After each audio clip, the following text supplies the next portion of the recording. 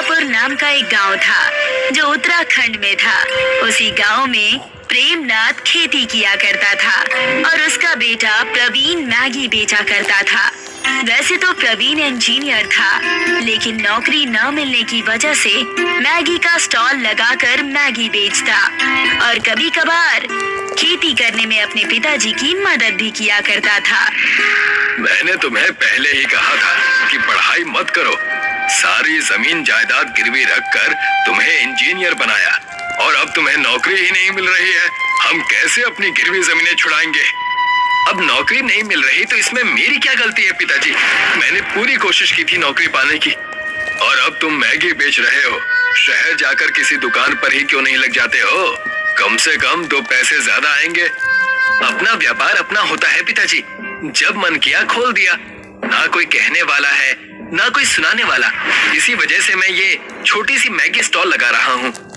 प्रवीण और उसके पिताजी बात कर ही रहे थे कि वहाँ पर उस गांव का जमींदार अपने बेटे रघु के साथ आ गया और कहने लगा, मैं दोनों गवारों से ज्यादा बात नहीं करूंगा। मुझे मेरे पैसे दे दो, मैं यहाँ से चला जाऊंगा। वो क्या है जमींदार साहब, पैसों का इंतजाम नहीं हो पाया है। हम पूरी कोशिश करेंगे पैसों का इंतजाम करने की। मुझे पहले से पता था कि आज भी मैं खाली हाथ जाऊंगा, लेकिन ऐसा हरगिज नहीं होगा। रघु, इनके घर के सारे कीमती सामान ले लो, चप्पल तक मत छोड़ना, सब लेकर चलो। जैसा आप कहे पिताजी, इनके सिट्टे पिट्टे अभी गुल करता हूँ। रघु उनके घर जबरदस्ती घुसकर लूटपाट करने लगता है और रखे हुए सारे सामान लाकर बाहर फेंक देता है। पिताजी, आप कहे तो इस लड़के की मैगी की स्टॉल भी ले लूं। इंजीनियर होकर तुम मैगी बेच रहे हो, धिक्कार है तुम पर। ले लो, इसके मैगी का स्टॉल भी ले लो। नहीं नहीं, ऐसा मत करो, मेरा कारोबार ठप हो जाएगा। हम दोनों बाप बेटे भूखे मर जाएंगे। ऐसा ना करो। प्रवीण के लाख गिड़गिड़ाने पर भी उसकी किसी ने एक नहीं सुनी। जमींदार उसके ठेले की मैगी और घर का सारा सामान लेकर चले गए। पूरे गांव में उनकी इज्जत उछाली गई। हे भगवान, मैंने तेरा क्या बिगाड़ा है? क्यों आप हम जैसे गरीबों को परेशान करते हैं? पढ़ने के लिए पैसे नहीं थे, जमीन गिरवी रख दी। सोचा था कि नौकरी मिलते ही सारे पैसे लौटा दूंगा, लेकिन आपने वो भी मुझसे छीन लिया। चुप हो जाओ बेटा, चुप हो जाओ। कभी कभी तो ऐसा लगता है कि भगवान है ही नहीं। ये मेरे साथ क्या हो रहा है?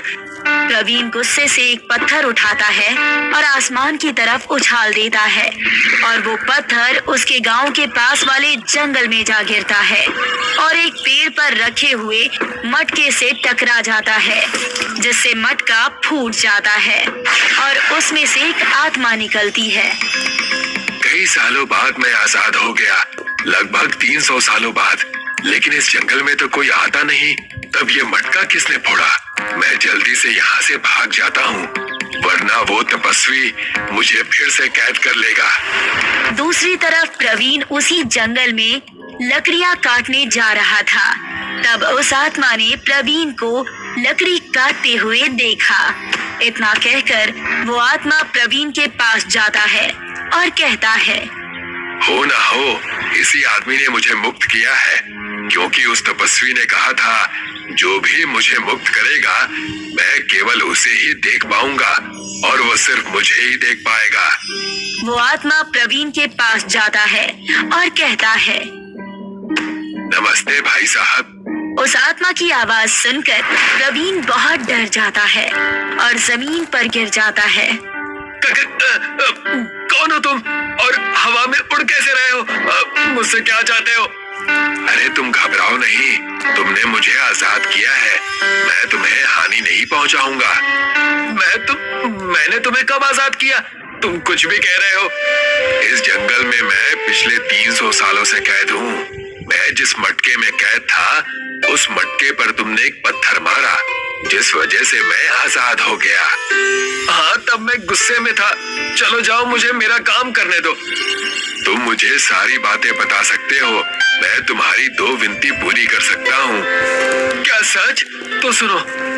प्रवीण ने उस आत्मा को अपनी सारी कहानी बताई, इंजीनियर से लेकर जमींदार के लूटपाट करने तक।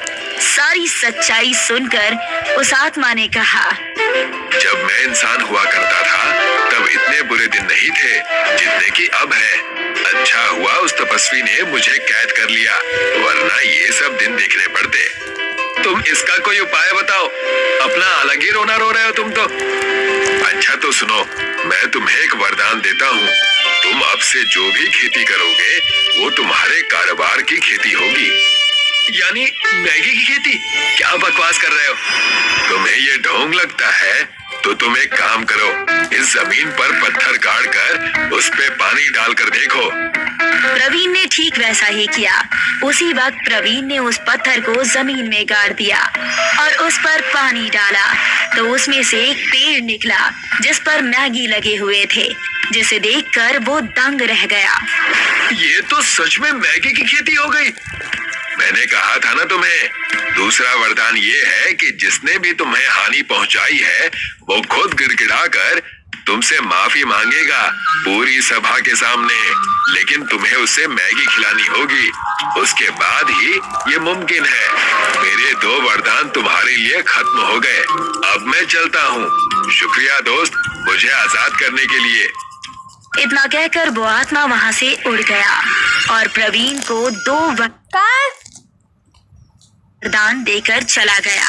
और उसके बाद प्रवीण अपने बचे हुए जमीन पर कुदाल चलाने लगा और जैसे ही उस पर पानी डाला सब जगह मैगी के पेड़ उगने लगे। बेटा तुमने ये सब कैसे कर लिया? इतनी सारी मैगी की फसलें कैसे हो गई? मैगी उपजाऊ कैसे हो सकती है भला? अब से हमारे अच्छे दिन आने शुरू हो गए। आप देखते जाइए उस जमींदार की अकल मैं कैसे ठिकाने लगाता हूँ। प्रवीण ने उस जमींदार को अपने घर पर मैगी का आमंत्रण दिया और एक चिट्ठी लिखकर उसके घर भेज दी। अगर आप में हिम्मत है तो हमारे घर अपने बच्चे के साथ आइए और पैसे लेकर जाइए।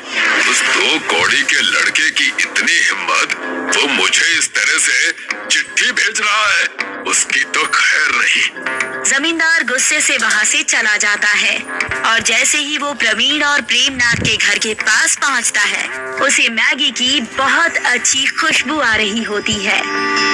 इतनी अच्छी सुगंध, इस लड़के के हाथ की मैगी सब खाते हैं। एक बार मैं भी खाकर देखता हूँ। पैसे की बात बाद में कर लूंगा। जैसे ही जमींदार प्रवीण की बनाई हुई मैगी को खाता है उस आत्मा का दिया हुआ वरदान सच हो जाता है।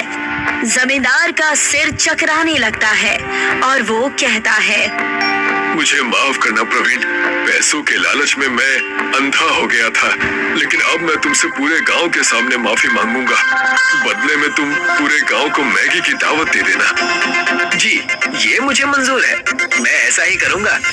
और वैसा ही हुआ।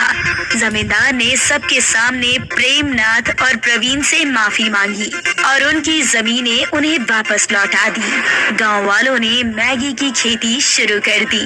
वो गांव अब मैगी की खेती के नाम से जाना जाने लगा। लोग बाग खुशी खुशी रहने लगे।